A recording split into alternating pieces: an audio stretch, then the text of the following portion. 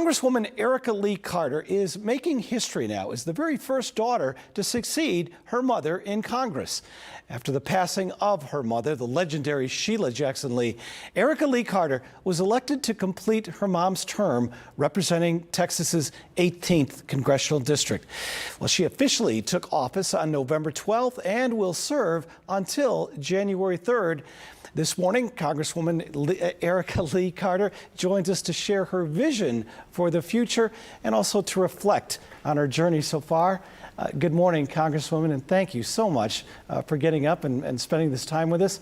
Your mom was such a powerhouse in the legislature, a leader who truly cared about the people in her district and made a lasting impact for so many years.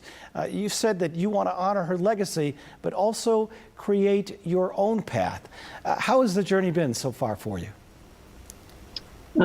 It has been overwhelmingly positive. Being with her colleagues that became mine in the U.S. Congress, them telling me stories about her leadership, her policy work, and then the Houstonians, the great constituents of the 18th, just appreciating returning a voice to Washington, and that I was able to stand up for them in her memory. That's fantastic. Let me ask you this. You are one of only 55 black women to ever serve in Congress. How do you view your role right now in inspiring and empowering other folks to get into politics?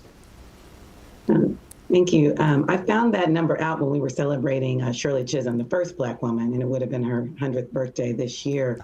And just to look in that short time of how far we have come, I share with women of my generation, I think I'm a Gen X and younger, that there are so many possibilities now that didn't exist. And I want to encourage them to strive for whatever leadership role they desire.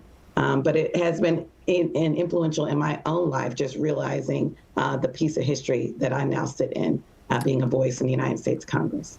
Can you recall for me what has been the most impactful or satisfying moment so far since you've been serving? Certainly being in the 18th, we were able to continue the tradition. My mother used to distribute, it would have been her 30th year for turkeys and giving Thanksgiving cheer. And so we were able to continue that.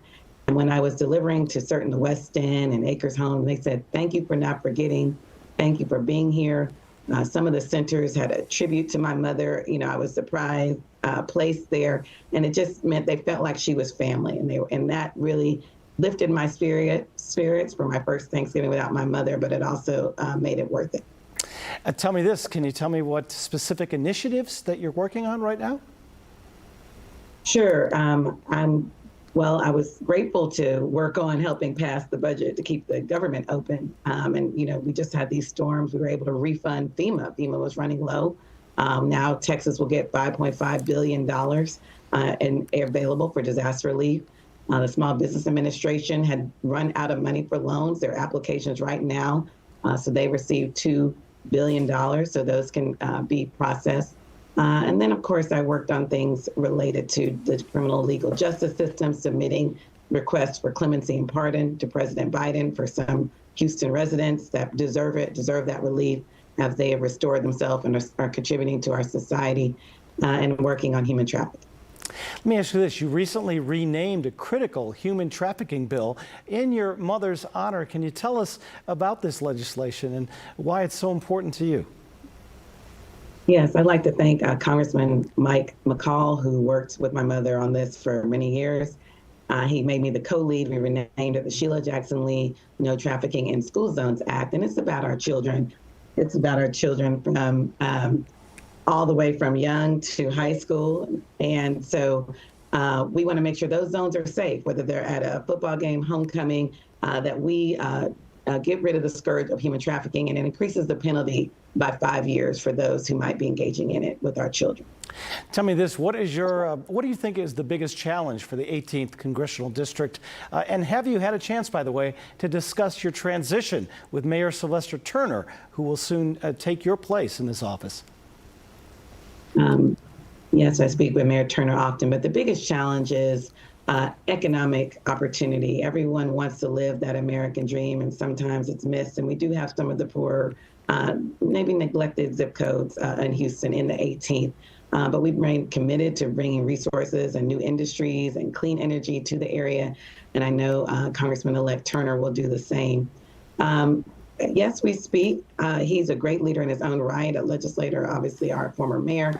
And so he had a great vision, his own vision. So I'm just keeping him up to date so he can hit the ground running as we expect.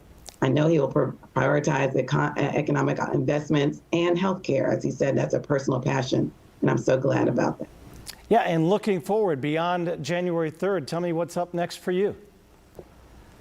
Sure. I will continue serving. I work with small business MWB programs with Harris County. I'll be working on my mother's archive with my father and working on making Juneteenth next year a very important celebration that addresses policy issues as well as the legacy of enslaved people in our community, Houston, Galveston area, the center and heart of Juneteenth, our newest national holiday.